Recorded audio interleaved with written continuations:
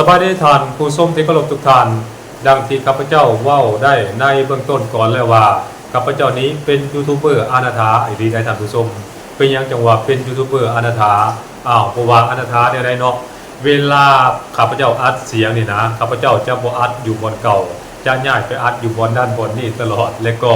เสียงที่มันแทรกเข้าไปนั่นมันก็จะมีหลากหลายด้วยกันได้ท่านผู้ชมบางครั้งก็เป็นเสียงฝนบางครั้งก็เป็นเสียงนกเสียงหนูบางครั้งก็เป็นเสียงรถแล่นตามท้องถนนก็มีเลยอันนั้นหมายความว่าข้าพเจ้าบ่ได้อัดเสียงอยู่ในบ่อนเดียวกันหรืออาจจะมีการอัดเสียงอยู่ในบ่อนเดียวกันแต่ว่าอิงใส่สภาพอากาศอิงใส่สถานการณ์อย่างต่างๆนั้นมันก็อาจจะมีเสียงรุดรอดเข้ามาตามความเป็นจริงนั่นแหละท่านผู้ชมเพราะฉะนั้นข้าพเจ้าจริงว่าข้าพเจ้านี่เป็นยูทูบเบอร์อนาถาผมบ่มีหอกอัดเสียงแบบมาตรฐานคือยูทูบเบอร์คนอื่นๆนั่นเองท่านผู้ชมและสำหรับวันนี้ข้าพเจ้าก็อยากจะเล่าเรื่องหนึ่งให้บรรดาท่านผู้ชมได้รับชมรับฟังนำกันโดยเฉพาะแม่นเกี่ยวกับประเทศในสหภาพยุโรปและก็องค์การนาโตนั่นเองท่านผู้ชมซึ่งในเมื่อวานนี้ก็คือมื้อวันที่19ที่ผ่านมานั้นประเทศเดนมาร์กซึ่งผู้นำของประเทศเดนมาร์กนั้นก็ได้ออกมาประกาศต่อสำนักข่าวและก็ได้ออกมาประกาศต่อสาธารณชนว่าเดนมาร์กนั้นจะไปฮื้อฟื้นการร่วมมือทางด้านการทหารกับประเทศรัสเซียหมายความว่าจะไปร่วมมือทางด้านการทหารกับประเทศรัสเซียเพื่อขานอำนาจกับประเทศสหรัฐอเมริกานั่นเองท่านผู้ชมทั้งนี้เดนมาร์กนั้นต้องการให้ประเทศรัสเซียเข้ามาปกป้องและก่อขานอำนาจกับประเทศสหรัฐอเมริกาโดยเฉพาะในกรณีเกาะกรีนแลนด์นั่นเองท่านผู้ชมเพราะดังที่รู้กันในเมื่อก่อนแล้วว่าเกาะกรีนแลนด์นั้นเป็นเกาะที่อยู่ห่างไกลออกไปจากแผ่นดินของประเทศเดนมาร์กและก็เป็นเกาะหนึ่งที่สหรัฐอเมริกาโดยเฉพาะแม้ในสมัยของโดนัลด์ทรัมป์นั้นมีความต้องการเป็นอย่างยิ่งและโดนัลด์ทรัมป์เองก็ได้ออกมาประกาศหลายครั้งหลายตาเลยว่าเกาะกรีนแลนด์นั้นจัง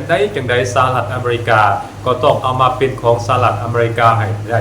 เดนมาร์กบ่มีความสามารถและก็บ่มีปัญญาที่จะปกป้องเกาะกรีนแลนด์นั้นได้จากรัสเซียจากจีนอย่างแน่นอนมีเพียงสหรัฐอเมริกาเพียงประเทศเดียวเท่านั้นที่จะสามารถปกป้องเกาะกรีนแลนด์ได้อันนั้นคือคำกล่าวอ้างของโดนัลด์ทรัมป์ประธานาธิบดีของสหรัฐอเมริกาที่มีต่อกรณีเกาะกรีนแลนด์นั่นเองท่านผู้ชมหมายความว่า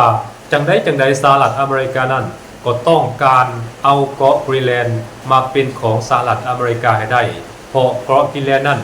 อเมริกาภายใต้การนำของโดนัลด์ทรัมป์นี้ก็มักจะออกมากล่าวและก็เปยไว้อยู่เสมอว่ามันเป็นสวนหลังบ้านของสหรัฐอเมริกาบ่ต้องการให้เรือของรัสเซียบ่ต้องการให้เรือของประเทศจีนแล่นผ่านเกาะกรีนแลนด์นี้ได้แม้แต่วินาทีเดียวท่านผู้ชมด้านหนึ่งเดนมาร์กนั้นก็บ่สามารถที่จะคานอำนาจหรือว่าที่จะต่อต้านสหรัฐอเมริกาในการกลับไปครอบครองเกาะกรีนแลนด์นี้ได้เพราะฉะนั้นมาฮอดเวลานี้เดนมาร์กเองก็บ่มีทางเลือกจึงต้องหันหน้า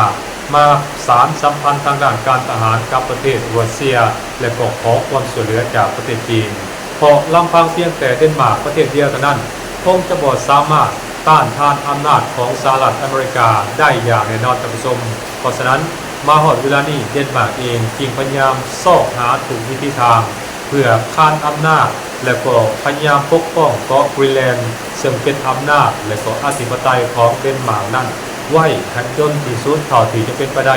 ถึงแม้ว่าสิ่งที่ตนเองเฮ็ดไปนั้นสิ่งที่ตนเองคิดไปนั้นมันอาจจะนอกกรอบนอกแนวจากแนวคิดของสหภาพยุโรปก็ตามแต่ว่าเดนมาร์กเองก็บ่มีทางเลือกเดนมาร์กจำต้องไปขอความช่วยเหลือจากประเทศรัสเซียเพราะมีเพียงประเทศรัสเซียเท่านั้นที่จะกล้าต่อรองและก็ท้าทายอำนาจของสหรัฐอเมริกา